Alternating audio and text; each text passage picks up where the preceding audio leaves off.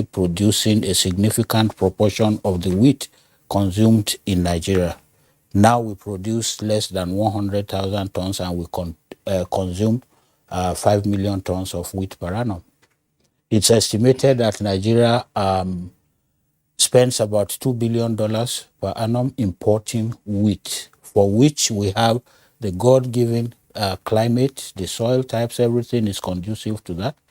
But I've also heard those who ordinarily are supposed to know are arguing and advocating for food security. Food security, yes, it's good to secure ourselves, to make sure that we have enough to eat. But when things like this happen, there is usually a strategic move to take advantage of it. And so you can still pursue your food security, but invest very heavily now on export-oriented agricultural production. I'm not too sure of how many plantations of whatever agricultural commodity we have in Nigeria that are just export producing or export processing farms. I don't know how many that we have, but I imagine that we do have the capacity. I know for a fact that when COVID-19 started and we needed to start producing face masks, or the world went in need of face masks and what have you. That was the first prevention that was advertised around the world. I know one or two Nigerian women who were ordinarily fashion designers and who decided that, oh, okay, this is an opportunity. That's what I mean by profit or success comes when opportunity meets with preparation. They prepared and they went into face mask production. Of course, they also did the usual Nigerian exuberance, stylish, colorful, and this and that. That time, I would look from Canada and I would laugh. I say, these people have not forgotten their Lagos for show kind of a thing, but they made huge success out of it. That's the point I'm trying to prove. So for supply chain disruption, including not just the production, but also the export logistics of it. The question I'm asking myself right now is, how prepared are we, or are we prepared at all? Are we not elevating and escalating the political aspects of this Russia-Ukraine war and trying so much not to appear to be taking sides, but actually looking like we are taking sides, when we're actually supposed to, as at this time, have a task force? We are very good in creating task forces. My thinking is that right now is an opportunity to identify the very critical commodities that are going to go into very short critical supply the world over, especially Europe, that also depends on Russia and sometimes Ukraine for some of these items, and now decide, okay, we are going as a country, we are going to, we are targeting producing 5%, just 5% of what is going to be scarce or what is already scarce. And if we focused on that, there's an indirect benefit. Assuming that Putin was went ahead and stopped his aggression today, the investment that we have already in export production means that we now have more than enough for local food security, and that enhances Nigeria's export performance and share of the international market in these products that we're talking about. I don't see any actions yet in this direction, and it's painful because, like Dr. Oko said, and you gave the figures about $130 per barrel. What was Nigeria's benchmark price for crude oil this year in the budget? 50 or 60? 60. Thereabout.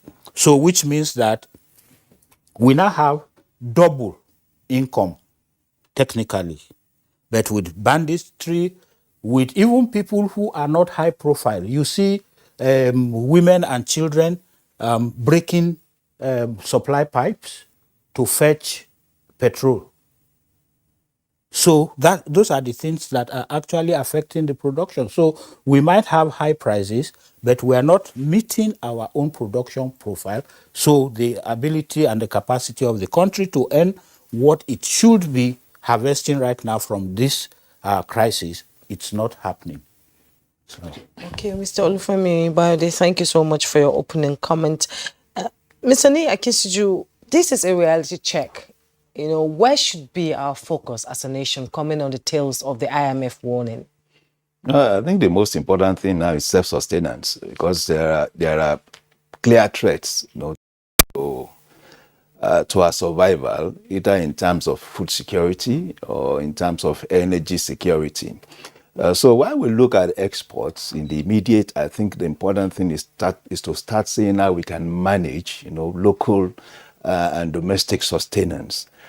For instance, we know, as Mr. Femi had said, that the supply of wheat, would be affected. In fact, it has been affected now globally. The price of wheat had gone up by more than 40%, as at 6 a.m. this morning. And of course, that will have a major impact on the pricing of these products, and of course it's the other products it's used to produce. It will have impact on the price of rice. On the price of bread, on the price of noodles, on the price of semovita. These are basic food, on the table of the average Nigerian. So I think the important thing is to start looking at how to sustain supply and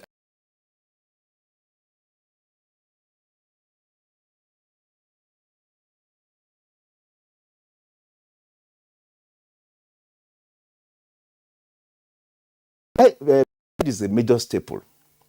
It's ate by, without reference to any empirical study, it's hit by more than 80% of Nigerians on a daily basis. So if the price of wheat goes up, it's going to impact down the line most Nigerians, and of course the millions of people we call the common man.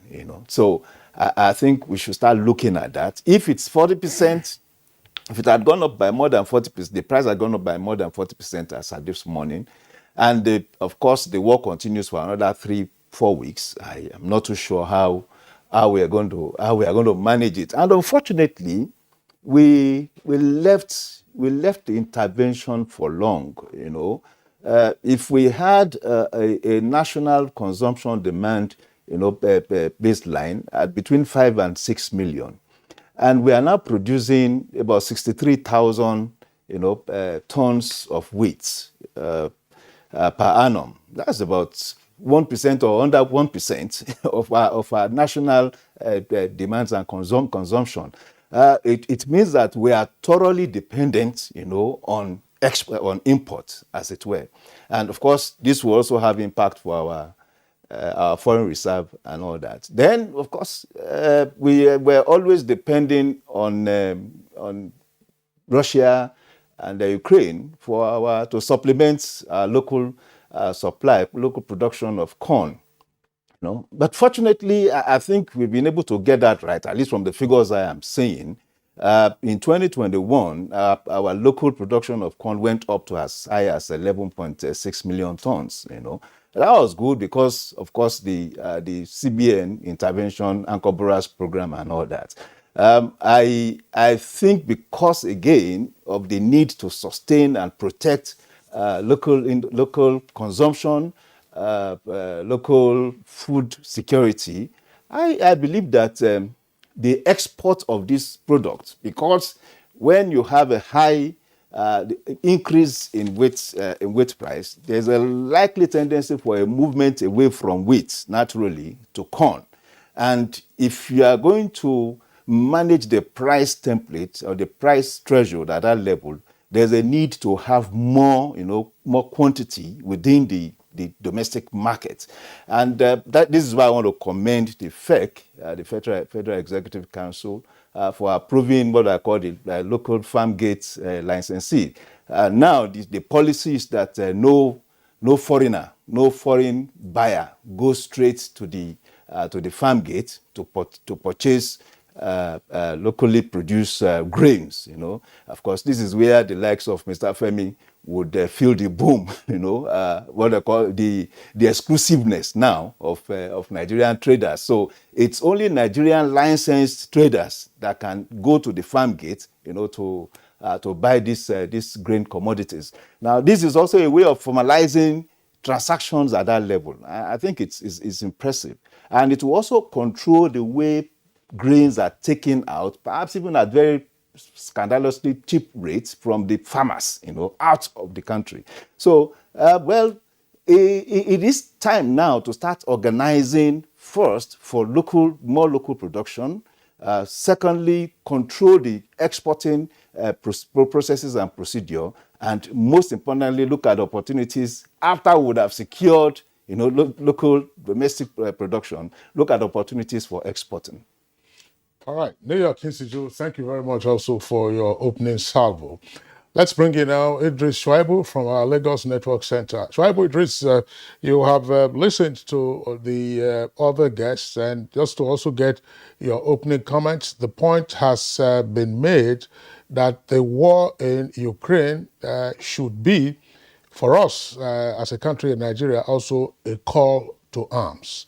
How do we arm ourselves in the economic and financial sense as the war goes unabated in the other part of the world?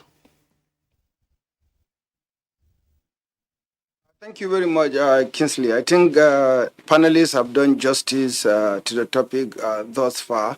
However, I feel we need to widen the spectrum. We need to probably have a helicopter view of the entire situation. Number one, politically, or as far as diplomacy is concerned, I feel very strongly that the government of the day acted wrongly by voting against Russia. In a situation like this, we should have abstained and just be on the fence.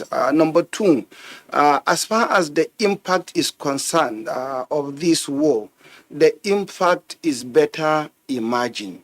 I will start with what what is so painful to us today. We are facing enormous amount of insecurity in Nigeria. We are fighting banditry, we are fighting Boko Haram, and significant proportion of the arms and ammunition we use in fighting the bandits and Boko Haram were imported from Russia.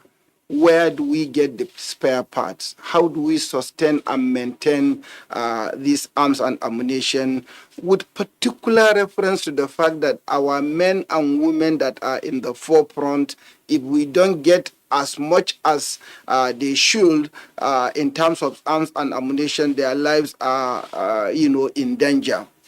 Dr. Tim Okon has elucidated extensively on the issue of oil. We've done AKK, the Abuja Kaduna Kano pipeline. I'm not sure if it is a wrong axiom to push to the logical conclusion sooner rather than later of the Trans-Saharan gas pipeline, because when you achieve that, then Europe will conveniently take our gas and we will maximize our revenue, as opposed to the way we are sending gas via the vessels, via the high sea. This is an opportunity for Nigeria, and we need to do even more. Again, with this war, it gives us a bit of a situational analysis, kind of. This is a country that was producing 2.5 million barrels of crude oil per day. Our production went down to 800 and somehow 90 or below 1 million barrels per day. Today, We have an OPEC quota of 1.72 million barrels per day, and we are only able to produce between 1.3 to 1.5 million barrels of crude oil per day. What were the reasons? Why are we having this? Serious people, serious-minded people should be able to have a pause and say, there is no better time for me to take a drastic look at what happened to me. I was able to do 1, 2, 3 things yesterday, and today I'm not able to do even half of what I was doing yesterday. We need to check and take a critical look and put some measures to address the situation. Fast forward technology. Femi has alluded to the fact that the world is no longer just a global village, but it's a tiny market. With this war, there will be some level of electronic warfare. The Russians, as we know them, have infiltrated even the United States of America's, government with a lot of claims regarding the last general election in the U.S. What is likely going to happen? Will there be hacking of, servers, website, and what have you? We need, as Nigeria, to sit down and say, where are we? What are the likely consequences if this war escalates to this level or that level? Again, we've seen what MasterCard, Visa card, American Express, and Diners cards have done. Out of the blues, they have shut down Russian, market as far as using of Visa, Master, and those other cards are concerned. In Nigeria here, all of us, I'm sure all of us as panelists here, including you, the anchors, are using either Visa card or MasterCards or Diners or American Express. Where is InterSwitch? Where are our local payment mechanism system that we need to possibly popularize and somehow ring fence ourselves in the event that the issues get to unbearable situation? A lot of discussion has been done on, has been said on wheat prices, corn prices. My last paid employment was with a flour milling company. We used to buy a lot of wheat from Russia and, of course, from the United States. Today, that is not possible. Just like my good friend Nia has said, bread is so a staple, a commodity that the Queen of England eats, and me, a commoner, also eat bread. And where will the prices be? Today, noodles has become, a common food. Every other person eats noodle in addition to pasta. Prices are likely going to increase. My boss, my former boss, Alhaji Dangote, has warned Nigeria that in the next 2-3 months, we might experience food shortages. What are we going to do if we are going to have hunger in the land, in addition to the current level of insecurity? Where and how will Nigerians find themselves? I think these are questions that we need to extremely x-ray and be careful, both as policy makers and as implementers. Kinsley, finally, I think we need to look at the other side of the divide. What are the advantages of, this current crisis to Nigeria? Yes, okay, we're not likely going to get so much revenue from oil, but hey, wait a minute, we are producing corn. And this corn, the price will increase naturally. If the price of corn increase, me as a corn farmer will be happy to see myself selling corn at a fairly higher price, which means more revenue to me. So there are areas where on the other side of the divide, Nigeria may be said to be in a very advantageous position if we organize ourselves in such a way and manner that we can take advantage of the situation. Thank you. All right.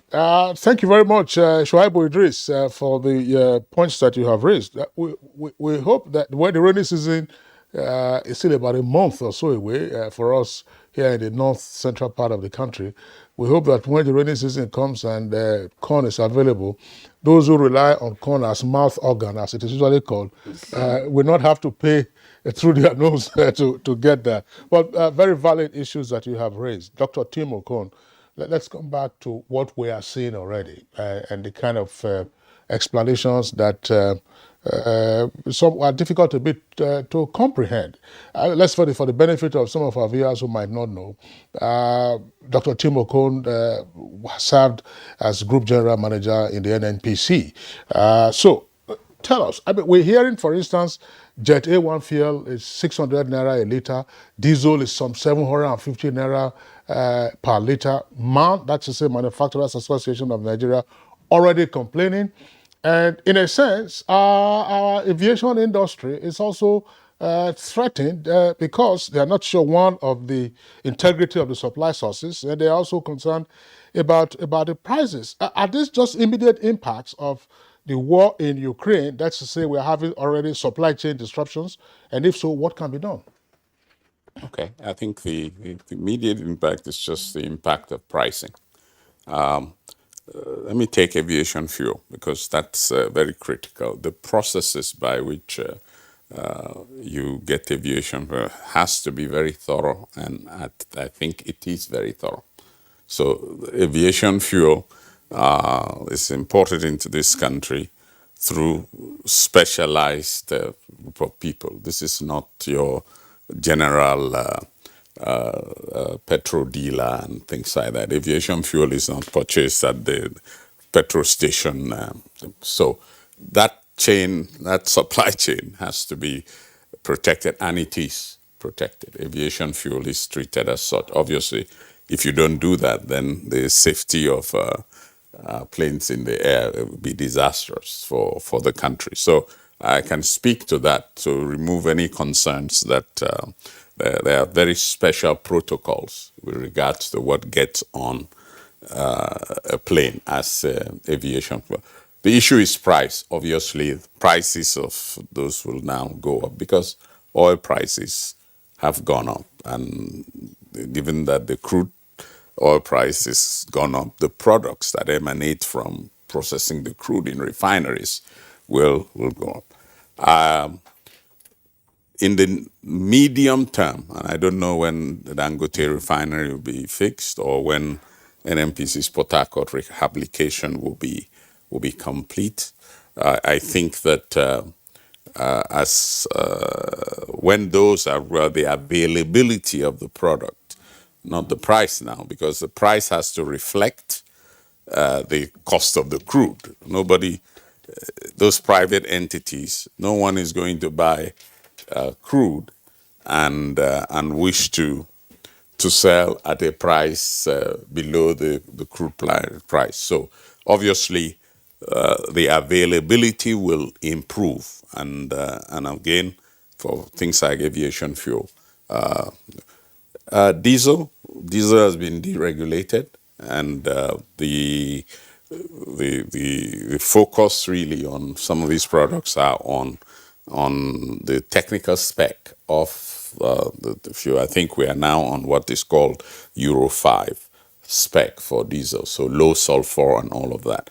And of course, because we currently do not process these crudes in Nigeria, and so those are imported, and you need to have effective protocols, which is what's in the new PIA requirement for that, effective protocols to determine what is the quality of these products. And I think the authority would deal with that, because that's part of their functions, and they have powers to be sure that whatever is sold in Nigeria is known for its quality. Again, those have been deregulated, so prices will change as crude oil prices change. When they come down, you should be able to see the changes in those prices. There is a comment I need to make, because people talking about food supply, etc. Russia is a major exporter of fertilizer.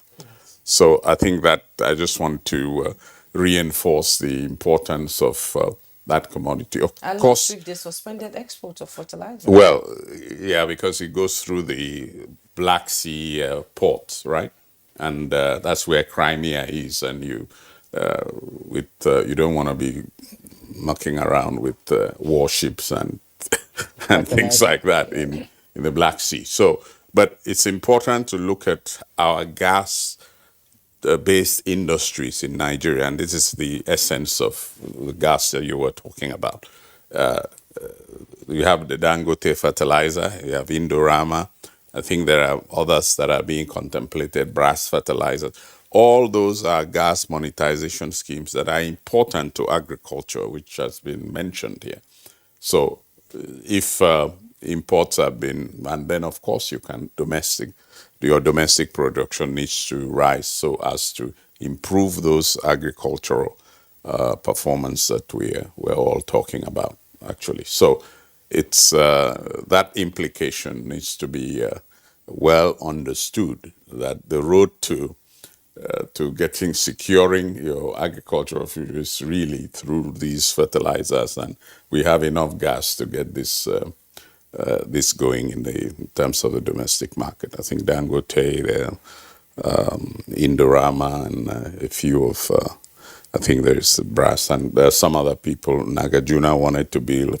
Those are things you want to fast track. So whoever is in a think tank looking at what Schweiber was talking about, the helicopter view, that needs to consider all of these elements. And but we have work to do. That's just the message we want to. Yes, There's work to be done. Yeah. there's work to be done, exactly. And experts are saying that this is just a tip of the iceberg if the war escalates further. Let's come to Olufemi now. Let's talk about the CBN intervention program that is meant to boost wheat production in Nigeria. Where do you think it will take us? The answer to that is, where has it taken us? Because the CBN intervention in wheat production did not start in 2022 and has not been known as a response to the Russia-Ukraine war. I think it started way back in 2020, and I have not seen any significant improvement in the local production. Of course, you might also say that that's an investment that should take time. My worry is that I have seen too many times, especially during annual budget defense, when the ministries go to the National Assembly, they paint the picture of how giving them the funds they requested for will automatically catapult Nigeria into the world's top 10 exporters or producers of the particular product or service that they are defending. I have never seen, including from the National Bureau of Statistics, a comparative report of the projections versus the reality. I have not seen. Let's take, for example, a ministry as critical as the Ministry of Solid Minerals Development. Pardon me, I don't know what the correct name is right now, but at least we know there is a Ministry of Solid Minerals Development. In 2001, September 2nd to 6th, when my company organized the first Nigeria Minerals event at the Kensington Town Hall in London, I remember very clearly that the very glossy pictures that were presented was of Nigeria's capacity in, as at that time, 38 different solid minerals in commercial quantities in Nigeria. Of those 38, how many have we developed to world standards to be able to beat our chest and say, now Nigeria is earning so many billions from tantalite, for example, from talc, from gypsum? I don't know. I am not seeing those figures. But coming back to the question on CBN interventions, that actually grieves me and gives me plenty of room for concern. I am alarmed. I just brought up, I run a monthly webinar series, Talking Trade with Femi Boyede. And in our March edition, one exporter, not a multinational, this is a small exporter of dark red hibiscus, Zobo,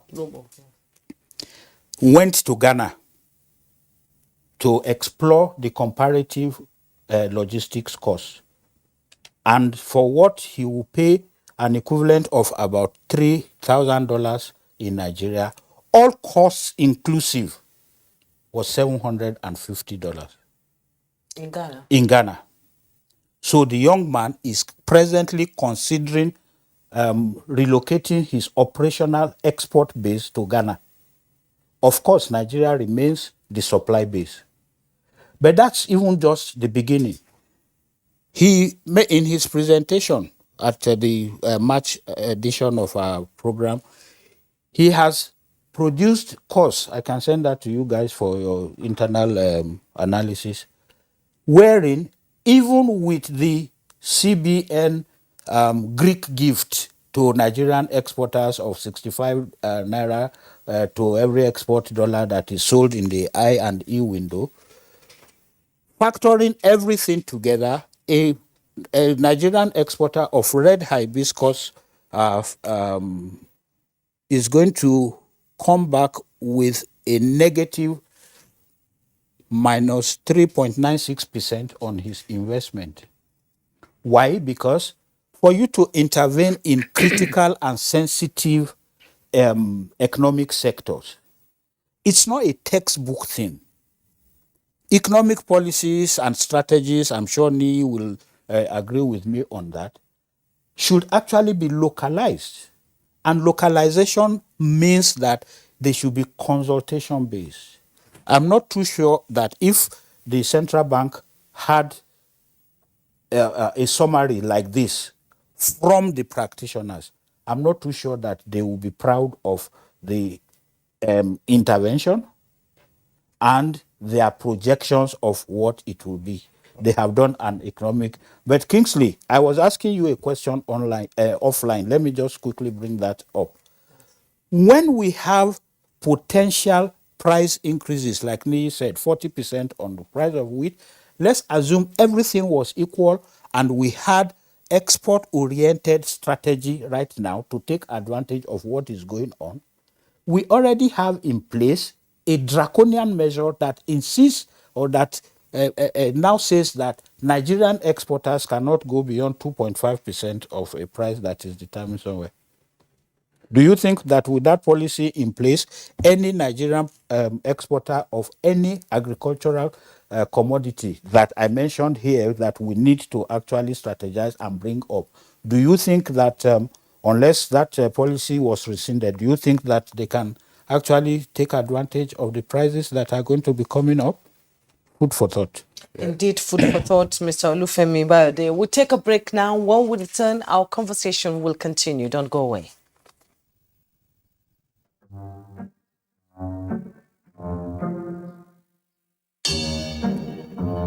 Now everybody knows that's a Enjoy the reward that sharing brings with the Airtel Family Plan. Get bonus talk time, SMS, and data for each family member you share with. Dial *141# now. Airtel, the smartphone network. The ever-busy ancient city of Onitsha is a commercial hub with millions of commuters seamlessly linking other states daily for business, leisure, and other purposes. To upscale its road network, the construction of a 1.6-kilometer-long second Niger bridge, including a 10.3-kilometer highway furnished with other infrastructure, has been in motion by the federal government. This project will ease congestion on the existing 56-year-old Onitsha bridge and boost the economic capacity of the state as it easily connects to other parts of the country. The completion of the world-class second Niger Bridge Onitsha will be one of the many proud moments of the state, its people, Nigerians, and foreign investors. Onitsha, which hosts the largest market in Africa, is geared up to boast of an impressive road network. Once again, these moments are made alive by the federal government, and it is deserving of all the applause. The Federal Ministry of Science, Technology and Innovation FMSTI presents Technology and Innovation Expo 2022 with the theme Sustaining Economic Growth Through Science, Technology and Innovation. Special guest of honor, President Muhammadu Buhari, GCFR. Chief hosts, Dr. Obonaya Onu, Honorable Minister of Science, Technology and Innovation, Muhammadu H. Abdullahi, Esquire, Honorable Minister of State for Science, Technology and Innovation. Date, Monday 14th to Friday 18th March 2022. Venue, Eagle Square, Abuja. Note that researchers, inventors or innovators, tech entrepreneurs and institutions should endeavor to set up their stands on or before Sunday, 13th March 2022. For further inquiries, contact 0803-681-0150, 0810-091-5025 and 0806-653-6278 or email dstp@scienceandtech.gov.ng, fmstechno2022@gmail.com or runish2001@yahoo.com. Remember, all COVID-19 protocols will be observed. Sign, Idowu Afe, Overseeing Permanent Secretary.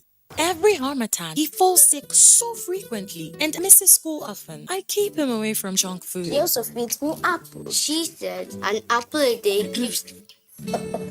If you want to keep germs away, then use Dettol soap regularly. Meaning? Germs and disease spread easily during harmattan. For this, use Dettol soap. Dettol protects from up to 100 illness-causing germs. Dettol soap is endorsed by the Nigerian Medical Association. Be Dettol sure.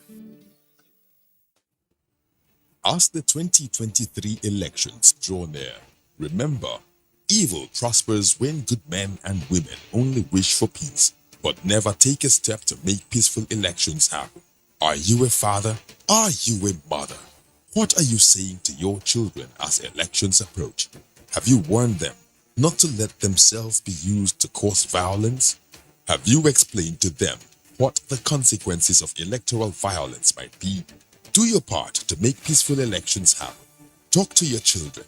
Protect them from unscrupulous politicians who want to put them in harm's way, while their own children are comfortable at home, within and outside the country. Let's join hands to make 2023 elections peaceful. This message is from the National Orientation Agency, NOAA. Thank you for the rejections that taught me to keep striving. Thank you for the long hours that taught me discipline. Thank you for the knockdowns that taught me to bounce back, and for the unexpected victories that taught me to never give up. Thank you for making me who I am.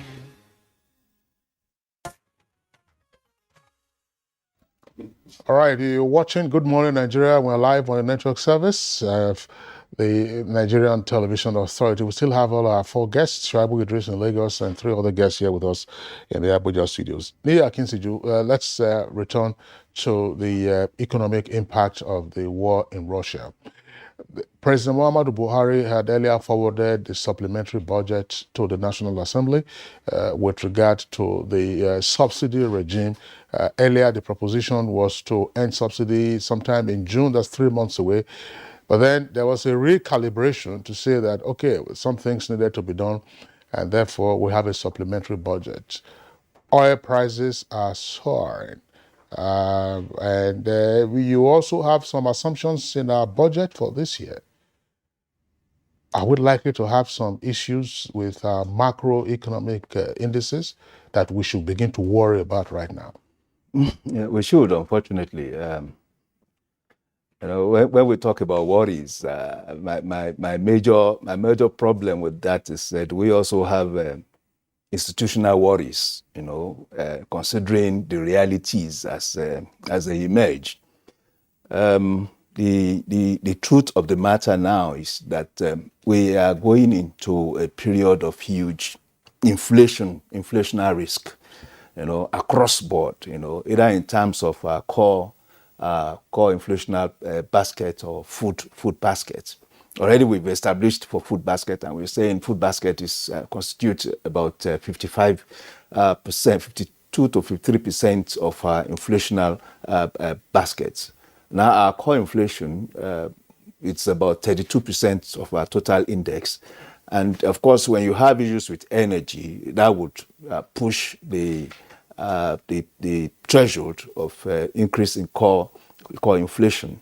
And my thinking is that at this time, we are supposed to have started seeing institutional responses, either in terms of green shoots or in terms of substantive policy, position. But I'm not seeing that.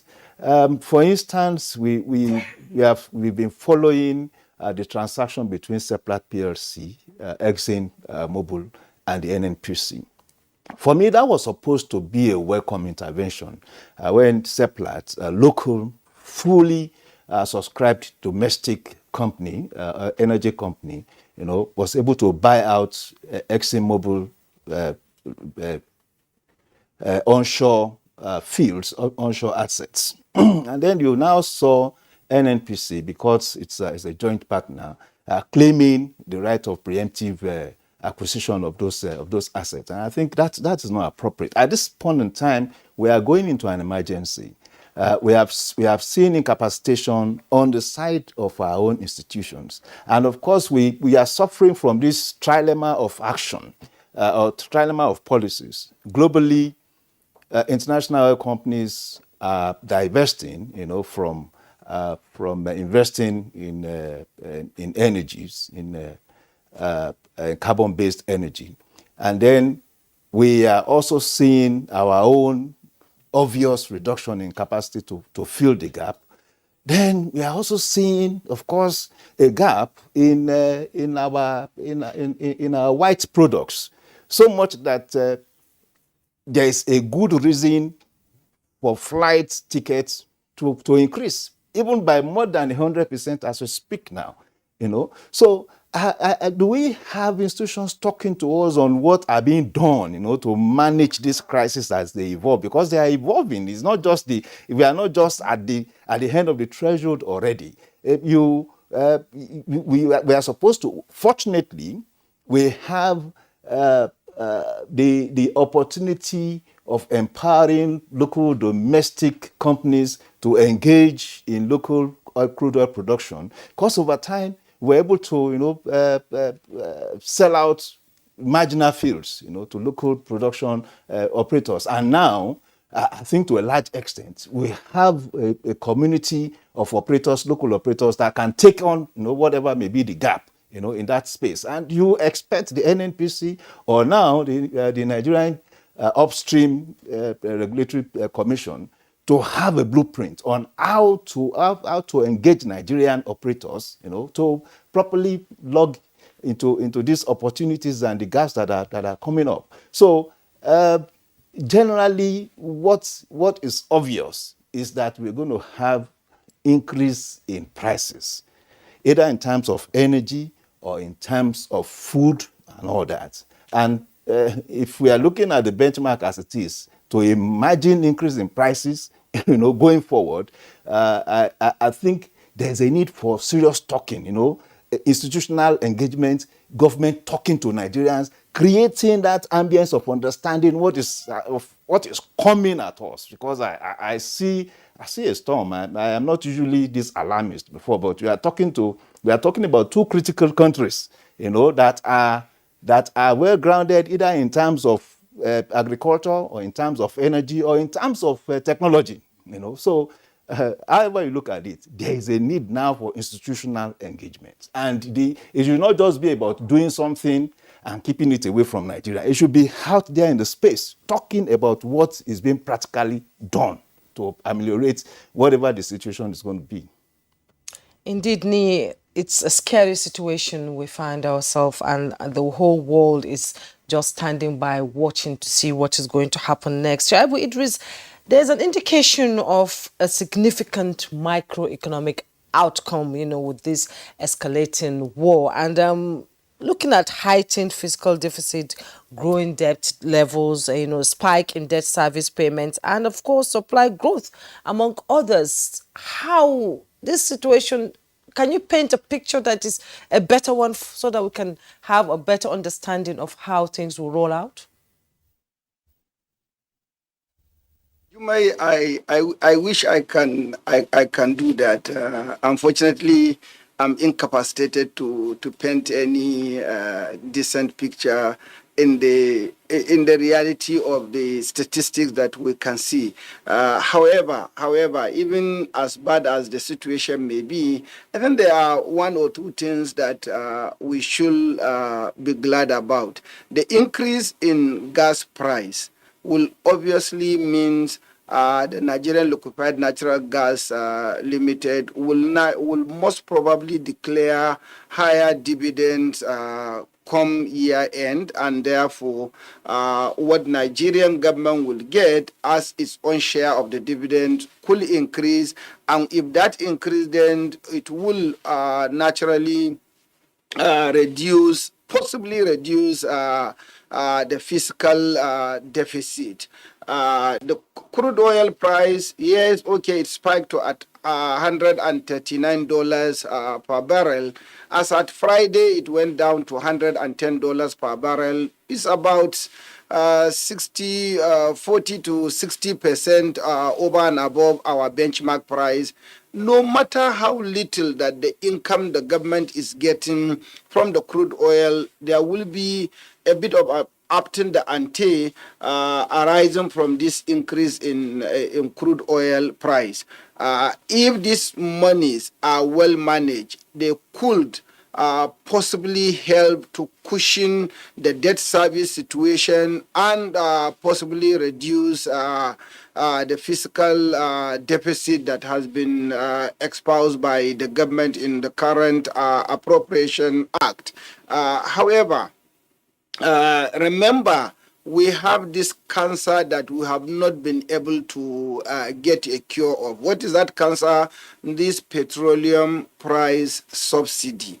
Now, with an increase in crude oil price, if we are subsidizing our petroleum pricing to the tune of about 250 billion naira per month, or 3 trillion naira per annum, this subsidy could spike to 7 trillion naira. So on one side, we are getting increase in income.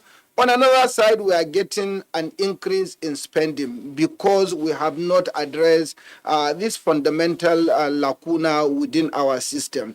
One obvious fact, Jumai and fellow discussant, that I fear for this world is with the increase in prices arising from the logistics disruption and the concomitant features of the war effect. Interest rates are going to spike, and the global economy may be facing recession that is unimaginable. Yes, the war is just between Ukraine and Russia. However, an average American citizen on the street of Texas or California is feeling the impact. So also is a Nigerian on the street of Ibadan, Enugu, or Kano. These are potentials that, if care is not taken, mankind will inadvertently push the world into a monumental global recession that may not ever be imagined. Like I did allude to electronic and cyber warfare, if this again the Russians decide to unleash chemical and other ballistic weapons, where is the future for us and our citizens? In Nigeria, like Nia has said, we need some institutional concerns. Our Nigerians, close to about 250 students or 5,000 students, are likely going to be returning to Nigeria because they are students in Ukraine. What avenues, what plans do we have for them? Which schools do we want them to go? Should they just go back to their parents and begin to languish? I mean, we as a country, we need to have a level of think tank. I think the president needs to set up a think tank immediately to look at, the consequences of this particular war as far as Nigeria is concerned. Otherwise, we may be having, our situation to be lamentation only. Bible Idris, deep thanks for your contribution. Back to the Abuja studios. Dr. Tim Okon, I'm just wondering, say in the oil and gas sector, that's to say the energy impact of the Ukraine war, can we have quick fixes, namely in refining? We've heard about contracts awarded for reconstruction or rehab of Warri and Port Harcourt and perhaps Kaduna. Can we have quick fixes? There are reports from time to time indicating that the NNPC continues to spend money on those refineries even when they were not producing. That's to say, you had to maintain your staff, you had to have minimal level of presence, which means the expertise is there.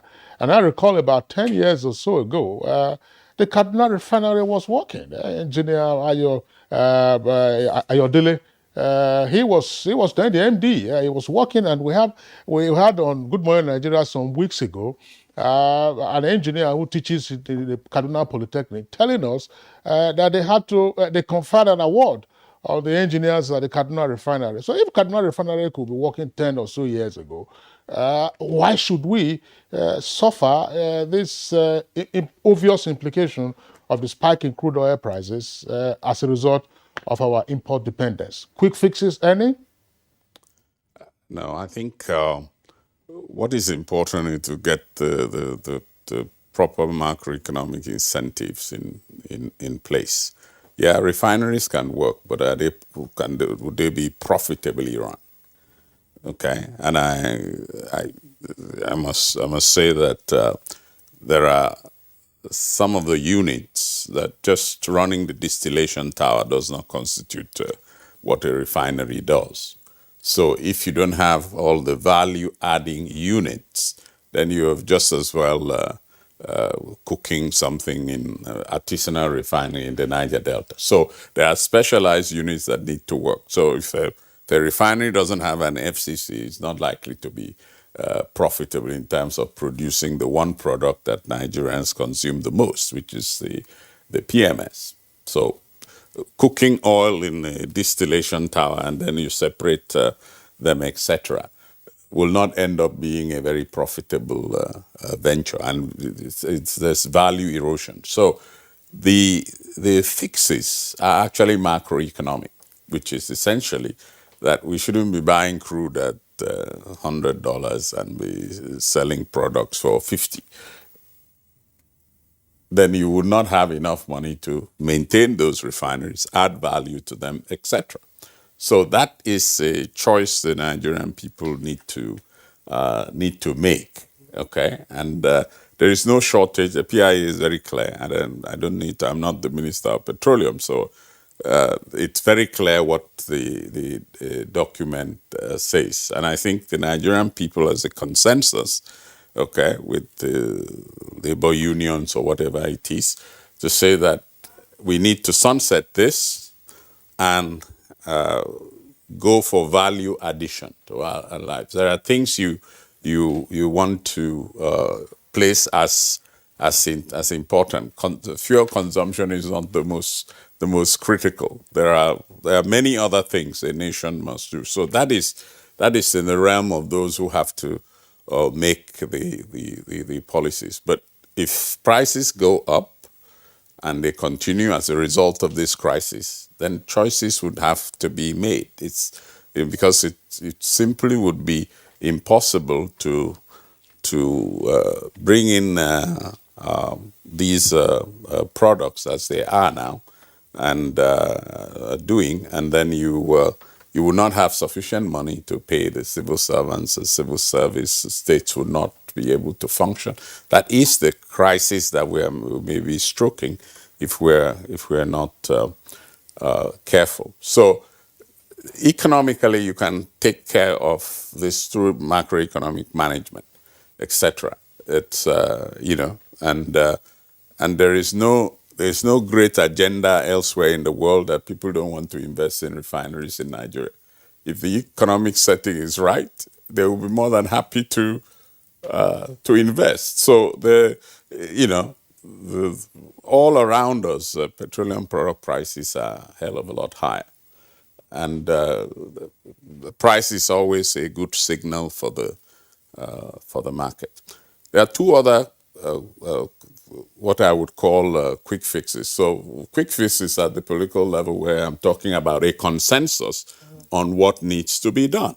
And I think that is an important quick fix because once you do that, investors are reading the lips of what people are saying and they're not listening to Timoko, they're looking for, they're looking at what the people who make policy are saying. All right. So the two other things. Obviously, it's the state of the distribution infrastructure, and I mean pipelines, whether they are crude pipelines or refined products pipeline. It continues to be breached. So again, it is something that nationally we need to say this must stop. It's a simple, I call it simple, but I need to hear as a citizen, because I'm a citizen first before I'm a petroleum economist or whatever you want to call me, right? So that's a clear signal. This must stop. It's a Indeed, Mr. Okon, this must stop. And talking about what people are saying, we have a number of tweets that came in during our conversation. We have Badamasi Haruna Adamu. He says it is obvious that countries can't live in isolation of others. They must interrelate and interdepend on each other to have what they don't have. In fact, what happens to one surely will have a contagious effect on the other. The implications of the Russian invasion of Ukraine on Nigerian economy and invariably to economies all around the world is inflation and possible increase in the exchange rates, among others. Amobala Humbab's tweets, war in any climate is not economy friendly. Just like the war is having its toll on the American economy already, by extension, it's not a good omen for the global economy, Nigeria inclusive. The point here is, what is our country doing to provide a shock absorber for the effects of the war? And Mr. Okisam tweets, the war will affect Nigeria's economy positively and negatively in terms of its effect on the international oil supplies. The attendant current high crude oil prices means more money for the FG, but also more burdens of petroleum subsidy as our refineries are comatose. Usman Banu Kantu, the Ukraine-Russian war is impacting negatively on the global economy, breeding mistrust and bickering amongst nations, thereby leading to uncertainty, hunger, casualties, and decline in productivity, as well as humanitarian crisis, which is climbing. Now, the superpowers must act to end the war. And Minukaya just Steven tweets, we should try and produce most of the things we consume, e.g. PMS. It's a cost for us to be importing fuel. It is also bad for us to be buying gas at 659 to 670 per kg. Well, all right, gas, that's LPG, cooking gas. Yes. 12.5 kg, I bought at the weekend, 8,000 naira here in the Federal Capital Territory. All right, so you still have a question? Or we'll just thank our guests because we're pressed for time. We know that the very many points that our guests have raised, food for thought and issues that we'll return to in the course of subsequent editions of Good Morning Nigeria. On that note, we'd like to appreciate Dr. Timothy Okon, petroleum economist, managing partner, Tenor Energy Resources, and one-time group general manager at the NNPC. Dr. Okon, appreciation. Olufemi Boyede, certified international trade expert and also founder and president, Nigeria Trade and Investment Center, Canada Incorporated. Femi, we appreciate you. Nia Kinsiju, financial and investment analyst. Always a pleasure of having you on Good Morning Nigeria. Thanks so much. It's a pleasure. From Lagos, Shuaibu Idris, again, a delight having you from our Lagos Network Center on Victoria Island. You're a financial expert and managing director, Timeline Consult Limited. Shuaibu, deep thanks. All right, so let's go over now to our sports desk.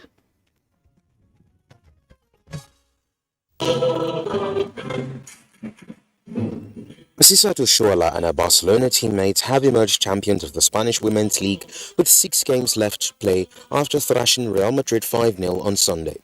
Barcelona went in at halftime with a 2-0 lead thanks to Alexia Putellas' brace before second-half goals from Patricia Gulero, Barbet Pita and Jennifer Hermoso ensured They're crowned champions. They're yet to taste defeat after winning all of their 24 league games played so far this season. Also, the Catalans are 22 points clear of second place Real Sociedad with a plus 130 goal difference. Oshuala, who didn't play against Madrid, is the top scorer in the league with 19 goals, while her teammates Putellas and Mertens lead the way with assists on 13 each.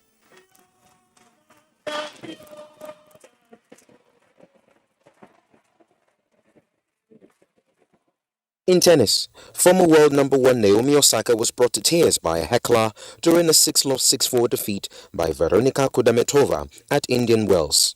The 4-time Grand Slam winner was taunted in the first set by someone in the crowd yelling derogatory statements. Osaka was playing her third event since taking a break in September.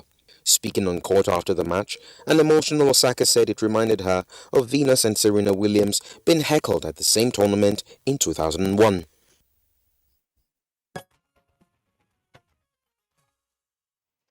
And that's Good Morning Nigeria for today. Join us again tomorrow for another edition. I am Jummai Yusuf. And I'm Kingsley Osadoladu. Have a nice day.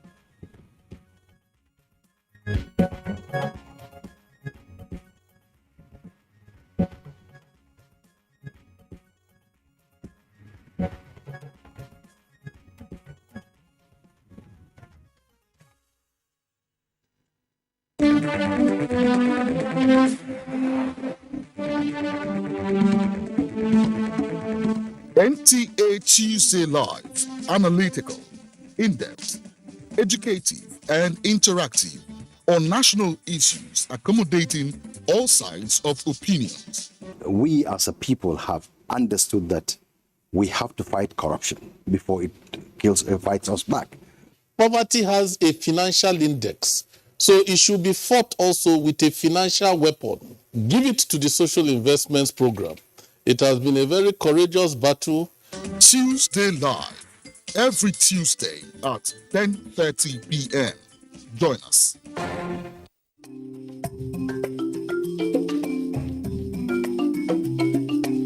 Did you get to see the way Body pulled this? Don't forget to send in your messages.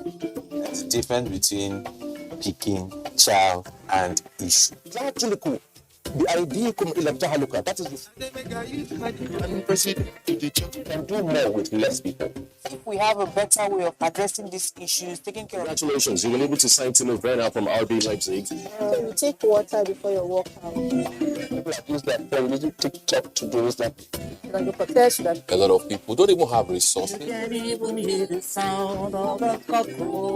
I'm Cecil, and this is the Medley Show on NTN.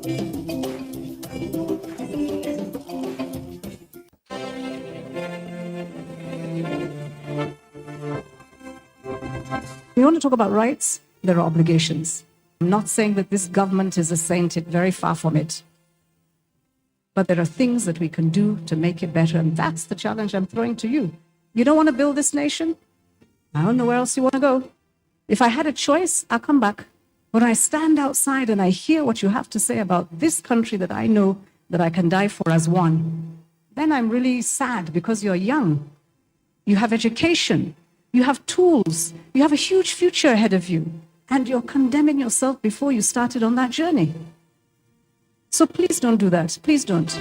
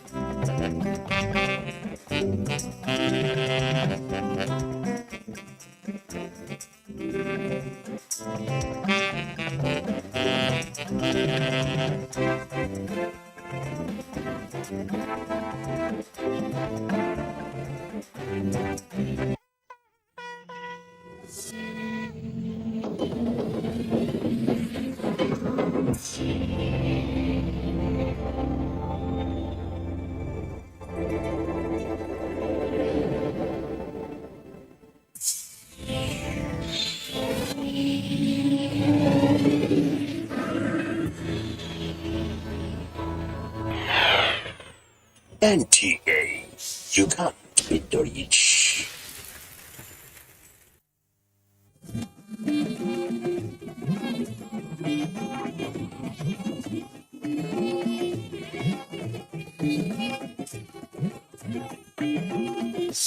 This is the network service of the NTA.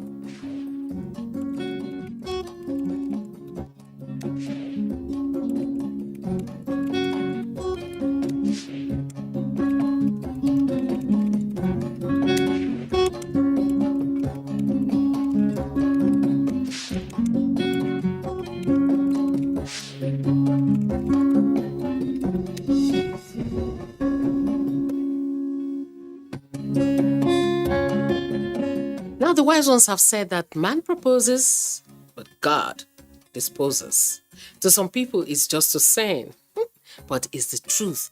It's something that truly, truly happens, and I've seen it happening. Welcome. This is Thoughts for the Week with me, Cordelia Obe. Now, let's start off by, answering some of these questions. Do you have parents who maybe now have retired, have gone back to the village, maybe they're somewhere close to you, or your in-laws? You have? Now the next question is, how often do you reach out to them? How often do you care for them? Question. Think about that. There are people who believe that they do not owe their parents anything at all.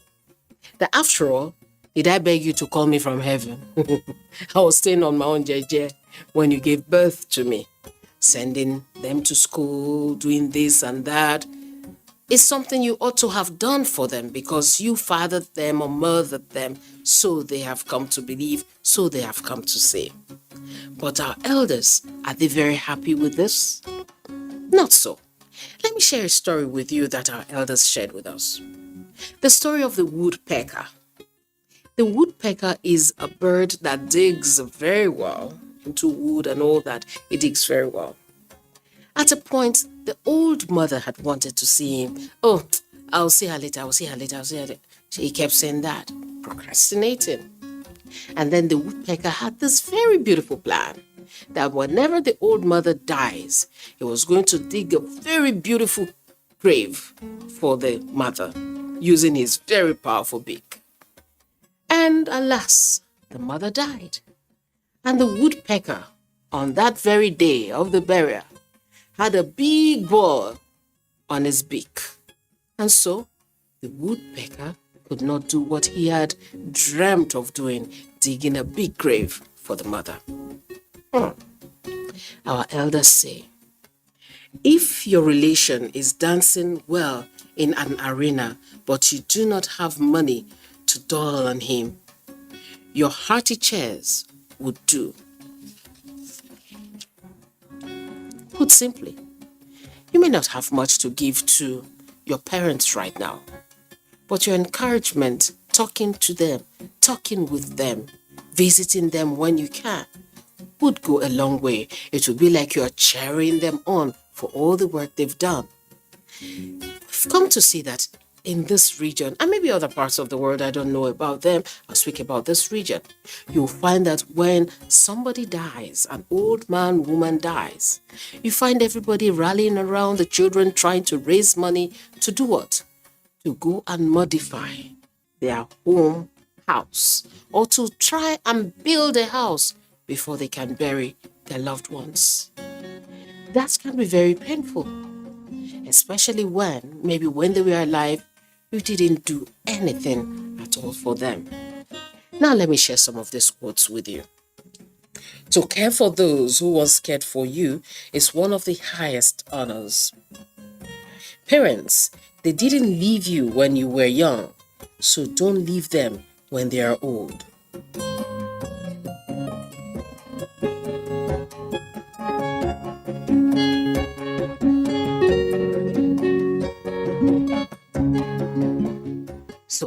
thoughts for the week. Are you one of those who believe that your parents, you do not owe them anything when they become old and all retired because they did what they had to do for you because they gave birth to you and so on? Till I come your way again, do think about these things and remember that what goes around comes around. My name is Cordelia Obe. Take care.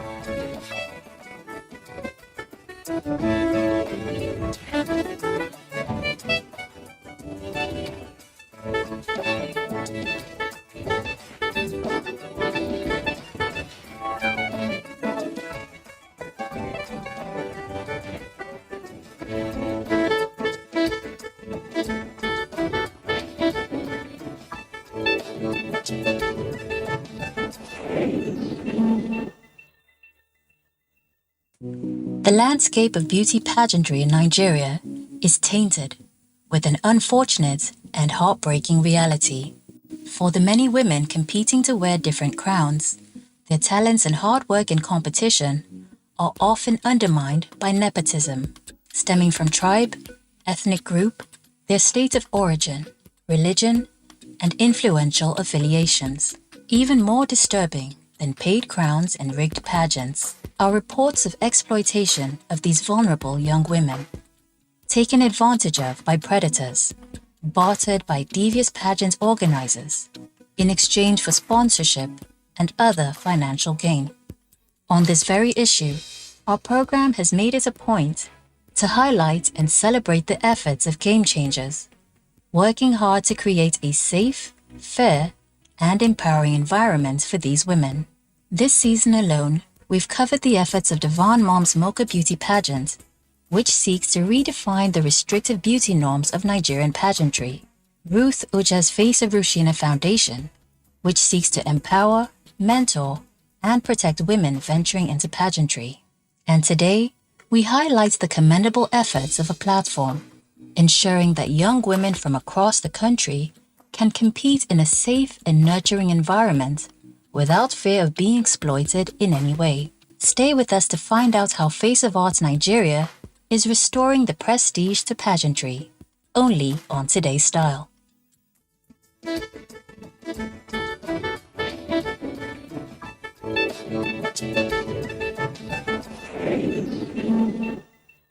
Making an impact is a running theme on today's episode, and our first guest is incorporating this noble ideology, using his platform to change the face of beauty pageantry in Nigeria.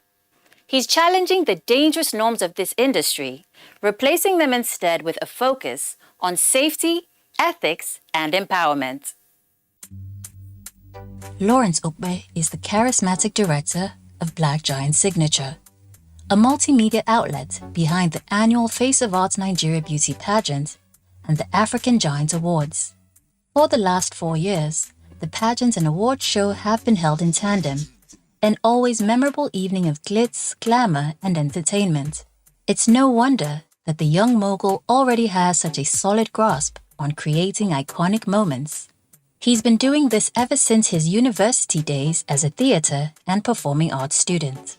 Face of Art started in Benue State University when I was the director of Social Theatre Arts Department.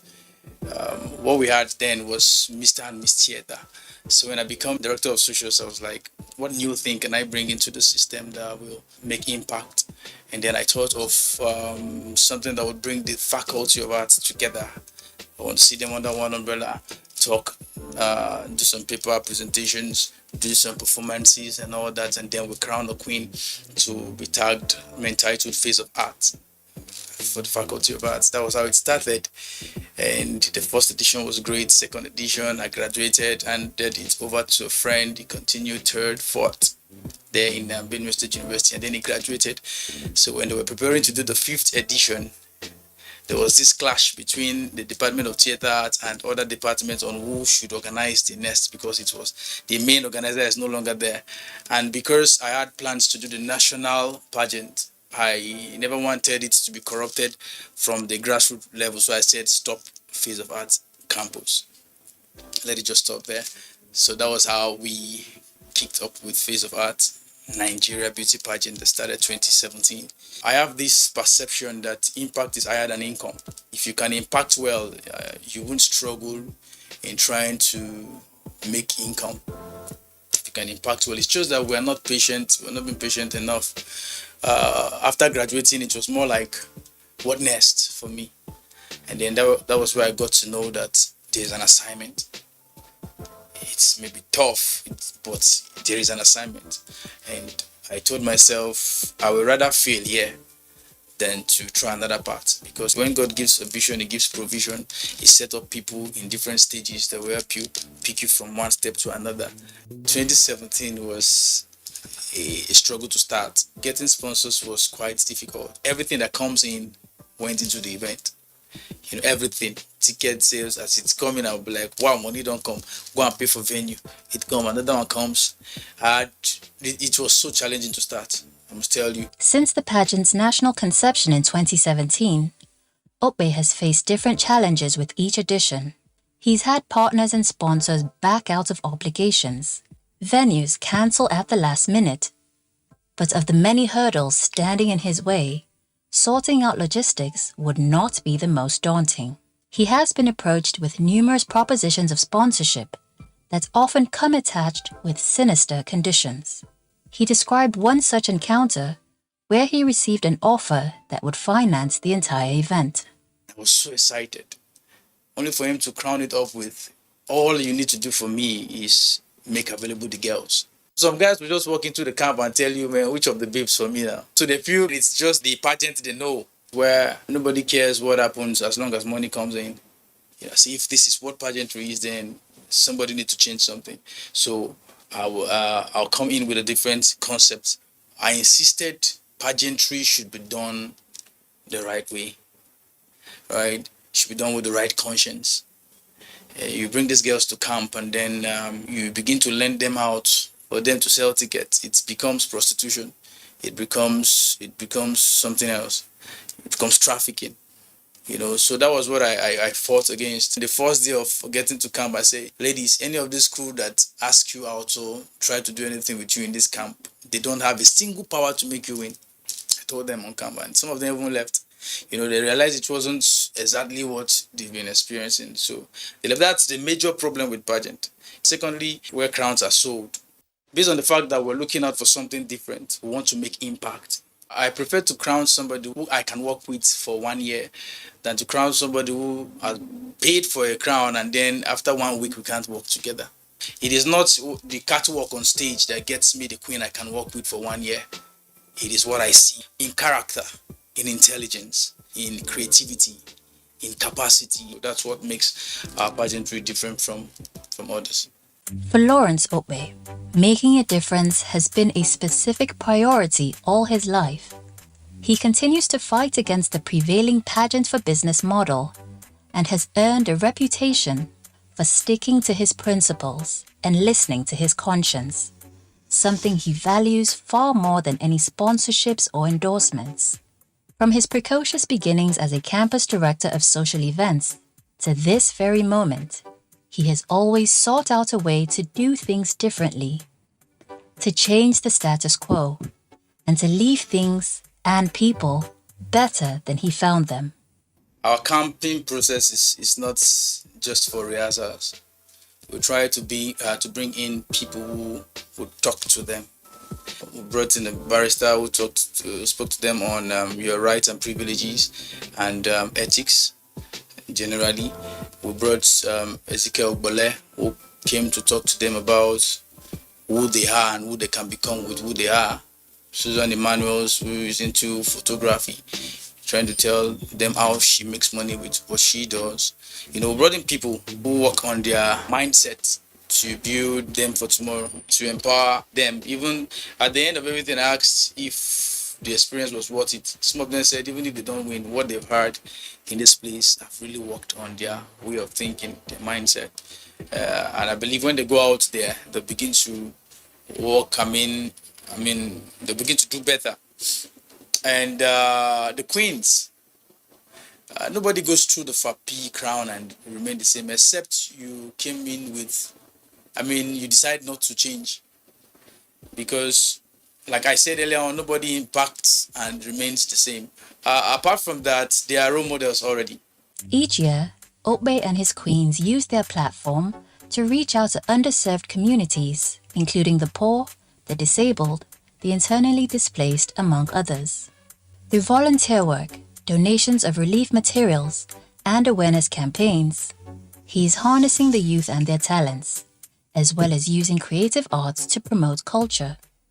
He attributes his motivation in his endeavors to the encouragement he received from his parents, and with this platform, he hopes to give others the same encouragement. Normally, when you tell somebody, I'm going to study theater arts, they'll be like, hey, we've lost this one. Because everybody feels theater art is one course where you just go and play, dance 101, like they used to call it back in campus. My mom is a very strong motivation. She's a mentor. She told me when I met her and told her I want to study theater art. So she said, okay, if that's what you want to do, fine. And then when I met my dad, I was scared. I told him, he asked, what course did you put? I said, theater art. He said, that's the course. I said, wow. That motivation fixed me up. I just love encouraging people. I want to see that platforms are created for people. I want to see that people are appreciated for what they do. I want to see that I help people cross. The 2020 edition of the Face of Art Nigeria beauty pageant crowned 4 queens, and we had the opportunity to chat with 3 of them. We learned about these young ladies, their motivations, and plans to create legacies of their own. This year, 11 ladies hailing from different parts of the country vied to be crowned in the Face of Art Nigeria beauty pageant. They showcased their creativity and intellect and proudly represented their diverse cultural backgrounds. Let's meet the reigning queens for the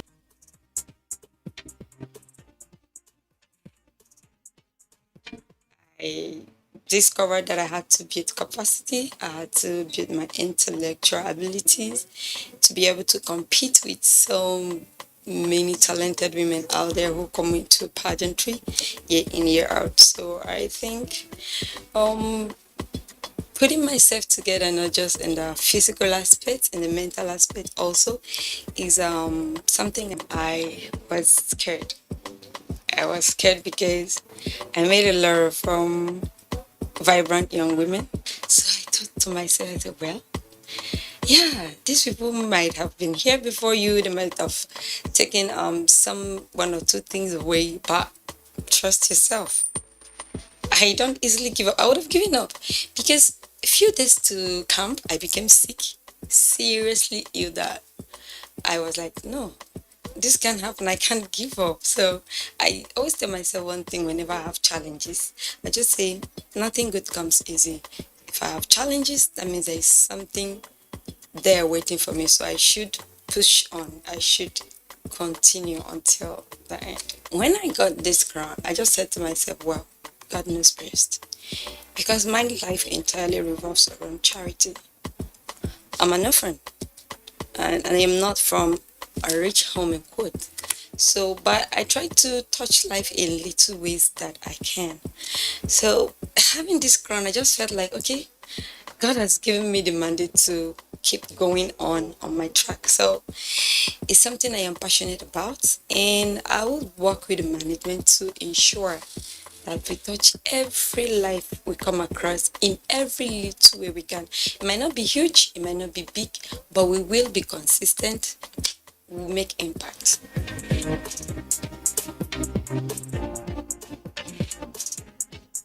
What I learned is just be yourself, no pretense, just be who you are.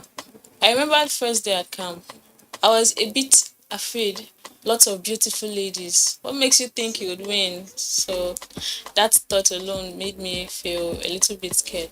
But then when it was time for me to come out, I came out. I don't know where the boldness came from though. I just came out and did what I had to do.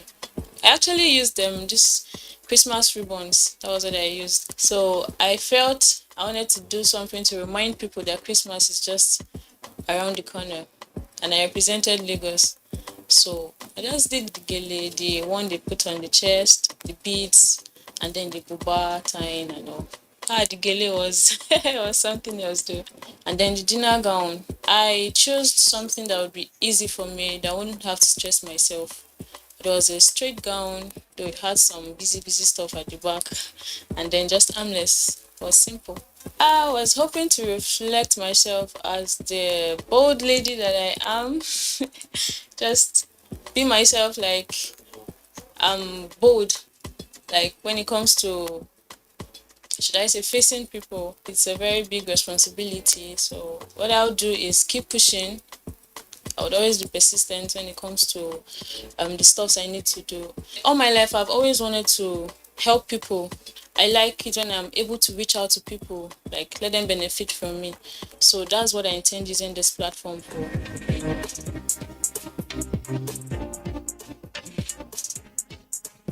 As a beauty queen, you stand to be a mirror for others. You might not be perfect, but you strive hard to perfection. You might not know everything, you might not know it all, but they would want to learn. They are open for new things to learn. They want to do better even if they are not. So I've never been a crown queen, but it has been my passion because I have so much plans. Oh my God, I was shaking. I was scared. Like, I didn't want to disappoint my people who trusted in me, who believed, who prayed for me. So immediately I heard my name, Jesus Christ, I was so happy. I was filled with joy. I was super excited.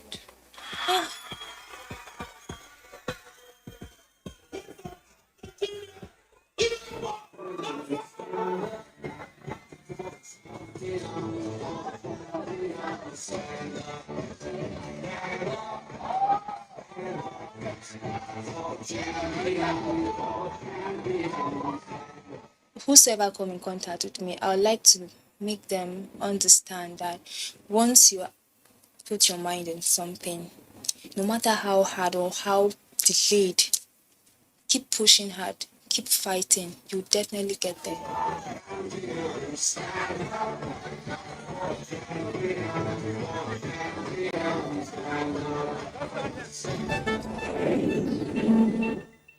The awards platform created by Black Giant Signature was designed to not only empower, but also to celebrate excellence in the community. Now, there were many celebrated at this event, but one we were most excited about was the award for Fashion Designer of the Year. Next up, we'll meet this talented young designer, and we'll see how she's using her platform to impact her community. Each year, the Face of Art Nigeria Beauty Pageant is held in tandem with the African Giant Awards. Through this ceremony, Black Giant Signature seizes an invaluable opportunity to look back on the achievements of trailblazers in the community and to give back to those individuals through recognition and presentation of awards. The night's nominees took to the red carpet with friends and family in typical grand style. Notable faces on the red carpet were Nollywood veteran actor Tony Goodman, as well as Nollywood actress Jennifer Martins, who co-hosted the event. Martins turned heads in a stunning customized jumpsuit designed by Golden Vintage. The director behind this brand took home the award for Fashion Designer of the Year, a well-deserved recognition for this creative, whose pursuits of fashion design began as a teenager. I love fashion, and I grew up with someone who is into fashion, so I tapped into the idea from there. But I went into fashion when I was 17, proper. While I was doing my fashion stuff, I was into pageantry too, so it helped me more because I was making all of my costumes. I started focusing more on pageantry, But then I wasn't getting that passion, the love I have for fashion. It wasn't there. So I decided to move back to fashion. So in at this point, I learned that all you need to do is just to be focused and then give more attention to your work, to the passion. It's all about what makes you happy. Like if I finish working on a particular dress and I look at it, I feel pleased inside. I had to go through a lot, and I still thank God I got to this point. It was just determination and then hard work. Like most times I don't sleep at night, and my friends will always laugh at me because they will be wondering, what's this thing you're always working on? What's this thing you're always trying to draw? But at the end of the day, when they see the outcome, they're like, wow. So it's all about time, giving it more time. You cannot put it as a side hustle and expect that you're going to make something out of it. You give it more time, the attention, you have to be focused, and then you have to keep what people want aside just for you to move forward. For the creative director of Golden Vintage, details are everything, and the signature that separates her from her peers. Her eye-catching fabric choices are usually offset with bold embellishments like ruffled silk, feathers, and tulle, not to mention her impressive beadwork. It's different. Like you can't compare it. The creativity in it is what makes it different. We always add creativity to our work. Like you can see, I don't just make dresses because I saw the picture somewhere.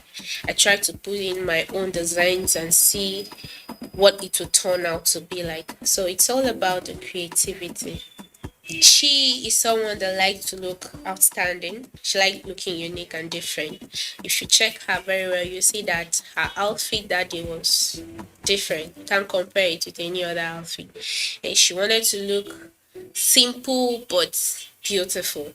So we had to combine the upper attachment with a jumpsuit. So you can actually remove the upper part of it and wear it something else. Her unique designs were on full display for the audience. She accepted her honors in a bespoke gown that showcased her signature flair for detail and also paid homage to her heritage. It's made with my cultural attire, the Idoma attire. So I had to put some cowries on it just to bring out that cultural look. I wanted to look more like a dinner gown, but little cultural details on it. Onu considers education to be the most important aspect of her work.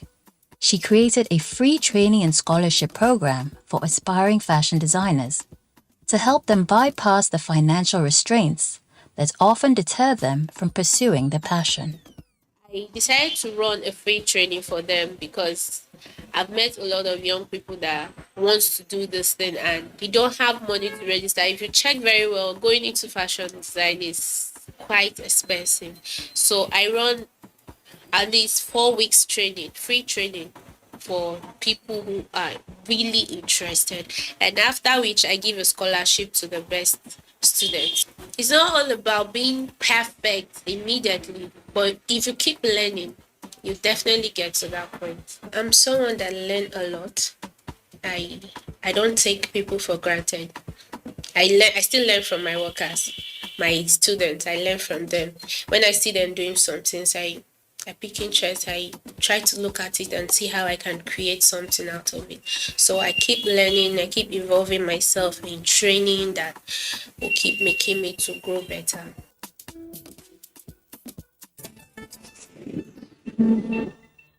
Thanks for catching up with us today. For another exciting episode, be sure to tune in same time next week.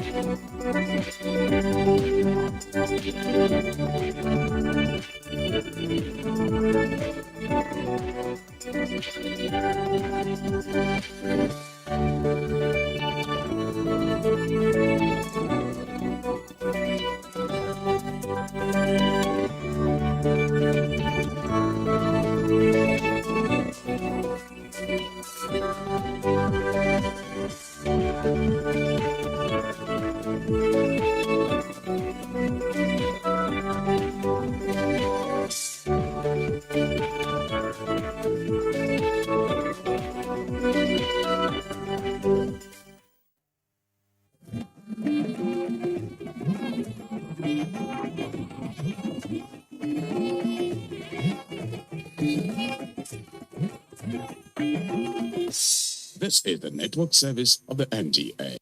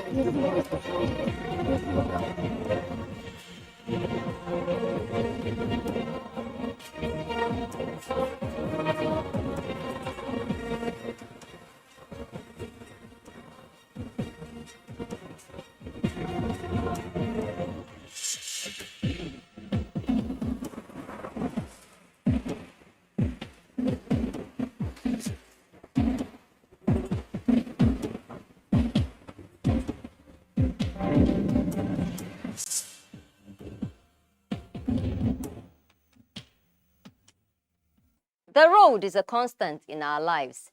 Daily we must ply the road. Thus, it is a valuable part of our lives. But as we use the road, our safety and that of others on the road must be priority. Welcome. This is Road Matters, and I am Fatima Umar.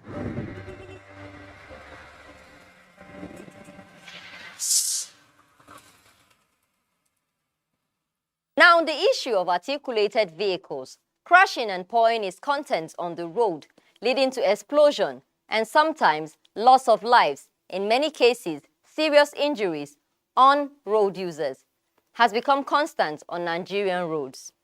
In Ibadan, Oyo State, such was witnessed as captured by Diola Ogundele.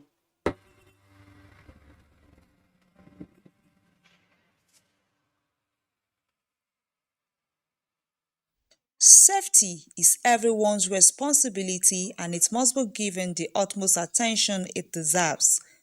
Passengers, vehicle drivers, truck drivers, bus drivers, articulated bus drivers, and pedestrians are expected to respect one another while plying the roads in order to avoid road crashes, which is now a common sight on our roads.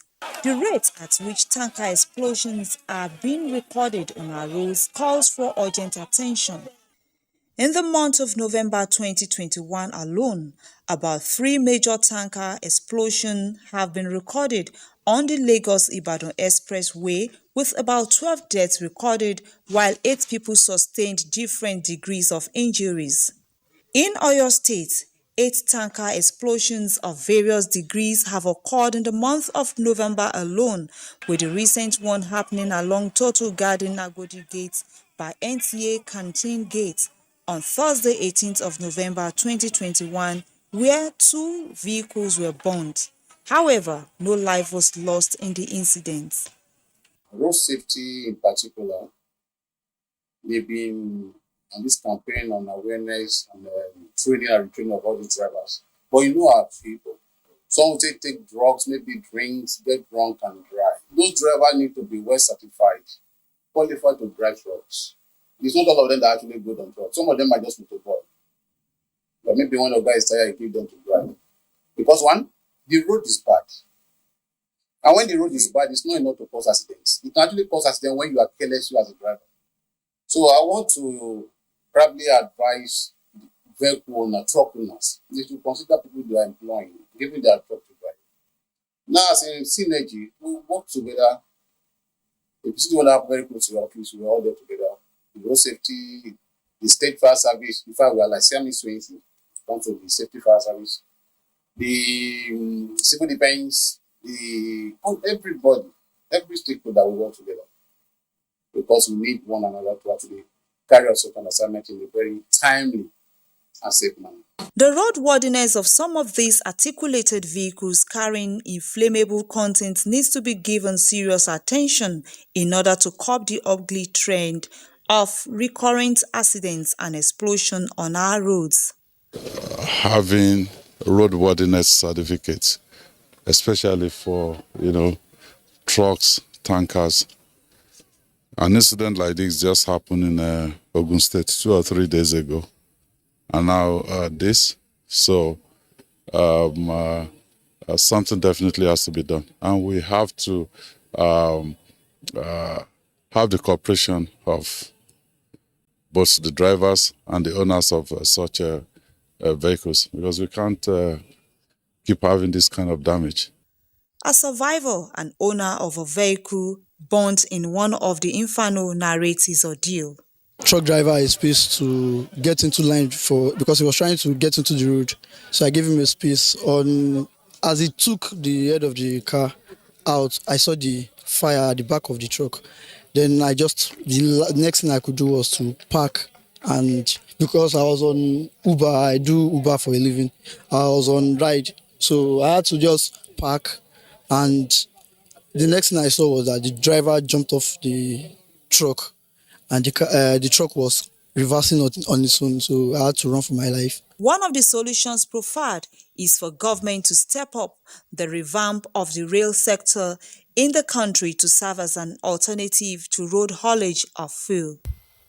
I think what the government can do is that they should not be using the same road. They can get a separate route for these tanker drivers, whereby if they know they are using their own routes permanently, and the private car owners are using another route, the accidents may be minimized. But if the roads are separate, we are using one, they are using one, the thing can be minimized. If they can move the fuel through this rail, whatever, it will assist, it will help save time, it will help save lives, and everybody will be okay. So the major advice to the drivers, they need to be extra careful, they need to be more patient on the roads. They should be conscious of the fact that the road is bad on its own, it's deplorable, they need to take it easy. Otherwise, we will continue. However, suggested that stakeholders and relevant agencies come together to sensitize road users on the need to be safety conscious and ensure enforcement of existing laws.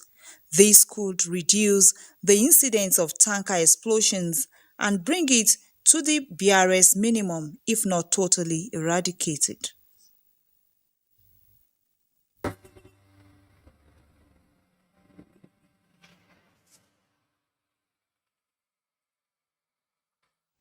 This has become constant on Nigerian road, and a simple mistake can be tragic. In Abeokuta, Ogun State, such was witnessed as captured by Wemida in the Gateway State.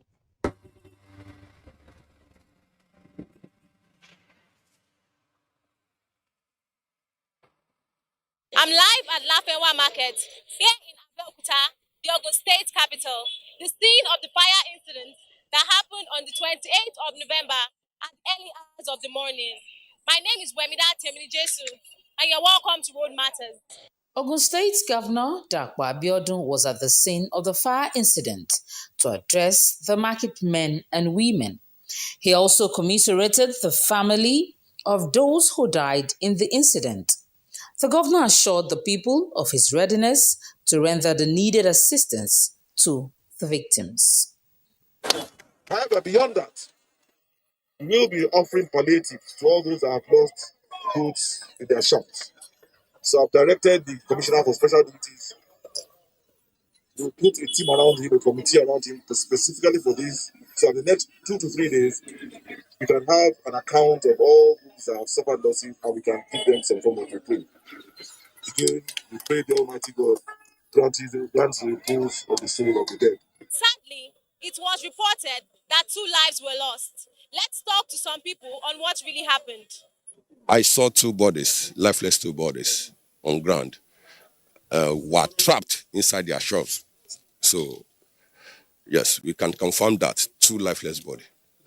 What time did the incident? Very early in the morning, the tanker just got an accident very early in the morning. But Inferno started around maybe around 8:30. You understand? But it shouldn't have been. It shouldn't have been. Yeah. This shop, where this particular point where our shop is located, was where that this would flow through. So the 2 lives that got lost, they were trying to seek for security, not knowing that that place is seriously wet with that diesel.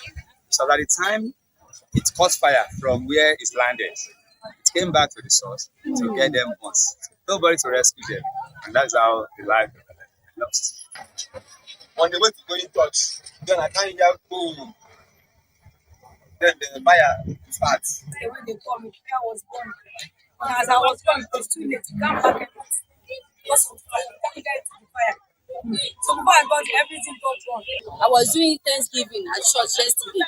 My daughter called me from Lagos yesterday. Mommy, I saw one video. Only when you shift to that Benwa is born. I said it's not that Benwa. It was when I rushed there. I saw that all my shop, my sister that was beside me, everything has got wrong. If they finish this road now, this place will not be a disaster to us again. The market that is worth more than 5. On Sunday, someone just told me that that there's one market tanker that fell that I spoiled. So when I rushed down here, everything was down. Even in fact, I met someone that was already dead in front of my so I couldn't pick a pin. When something like this happens, government should take giant step, proactive step. They should have stopped people from coming to the market on that particular day. The woman that got burnt was a shop owner. She was a shop owner. She actually come to the market to sell one or two things. So government should help to save more lives. And that's the size of our package on Road Matters.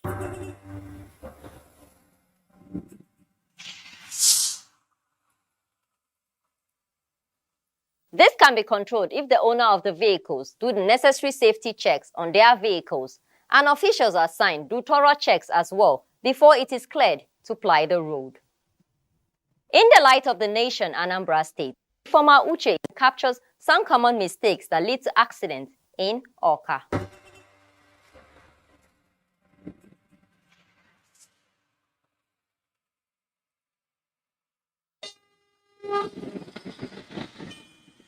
Driving requires complete attention, and if you are not able to focus on the road while driving, then you are already committing an error.